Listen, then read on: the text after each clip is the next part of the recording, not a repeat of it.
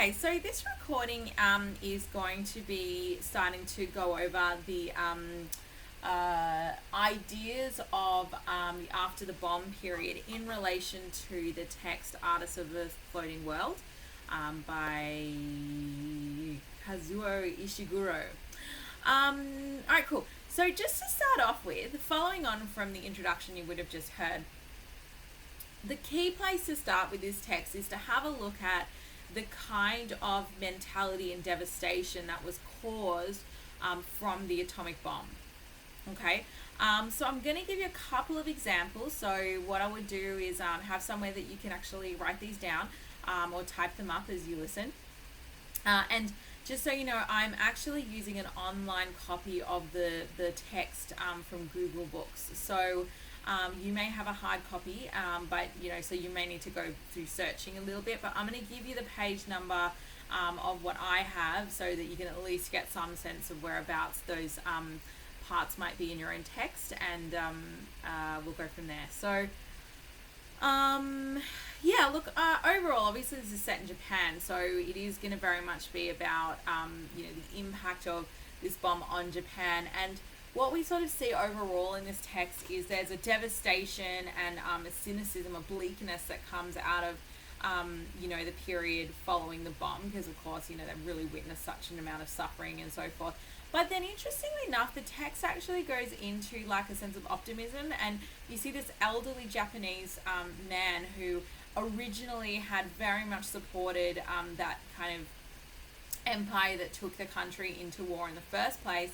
And how he actually alters his state of mind, and what Japan does is they start aligning themselves back with America again, because as the years go on following World War II, then we start getting the Cold War developing, and people need to start now picking sides between Russia and America. Russia, of course, being the communist side, and America being kind of freedom, democracy, capitalism, that whole thing. So Japan starts becoming a lot more like culturally aligned towards America. So you get a lot more kind of Americanization going on. You start definitely seeing that through, the protagonist's grandson, etc.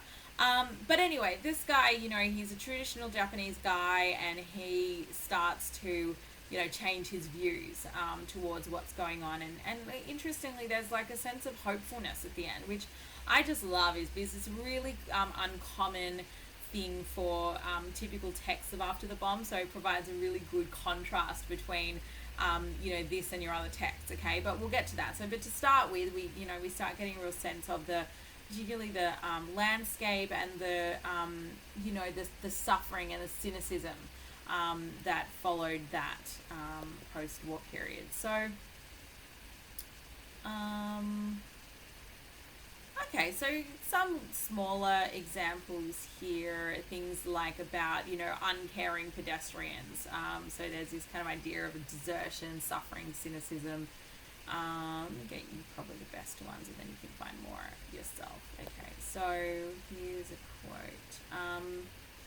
All right, sorry, so give you page number. So page 15 on mine anyway. But little else has remained unchanged. So you see like a lot of change going on.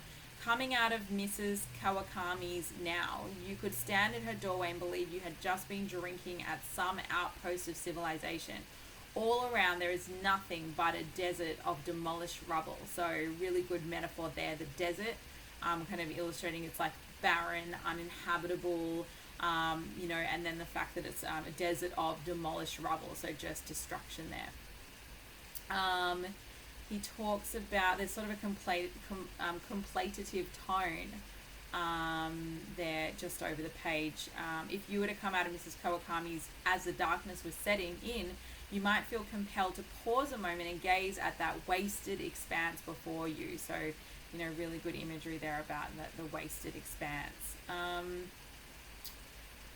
Going on from there. So there's this whole notion that there was a pleasure district that comes up a lot. So it's kind of a motif for the past, really. So it's a bit ironic as well, because now that pleasure district has turned into ruins and has really deteriorated. So actually, if you look a bit further down that same exact page, And if on reaching the foot of the hill which climbs up to my house, you pause at the bridge of hesitation and look back towards the remains of our old pleasure district, if the sun has not yet set completely, you may see the line of old telegraph poles, still without wires to connect them, disappearing into the gloom down the route you have just come. So into the gloom is a good image there.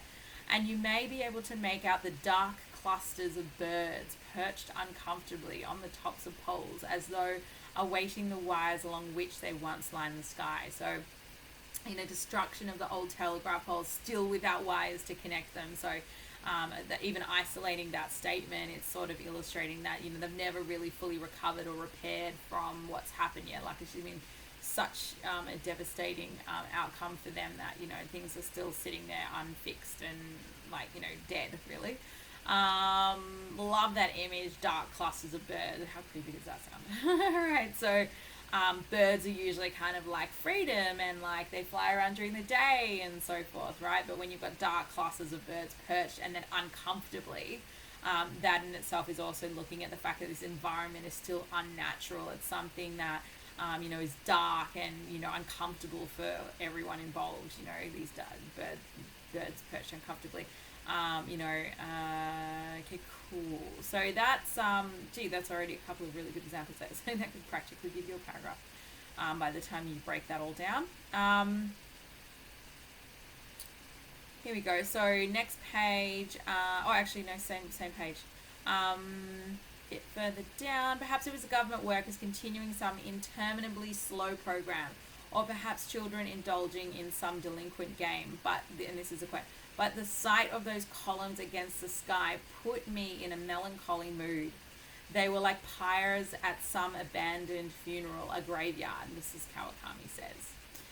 There's a real tone of despair, which is largely characteristic of the after the bomb period. You've got the similarly like pyres, creates a mournful, morbid image of his view. Go and look up what pyres are.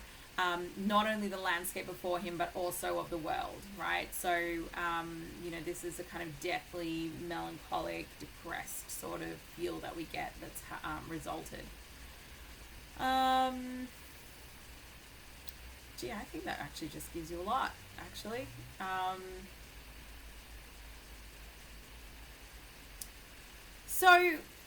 Look, there are definitely more examples that do a very similar thing, but how's about you actually take that for now and you write a paragraph on it, okay? So let's say write 200 words. Actually, what I'd like you to do is write a 100-word introduction on the after the bomb period, and then I would like you to write a 200-word write-up on how the kind of ideas and experiences of people after the bomb are illustrated in this particular text. So obviously I've given you quotes, you've read the text, so go and have a look and see if you can find any more of those quotes, but those ones were pretty good with techniques and so forth.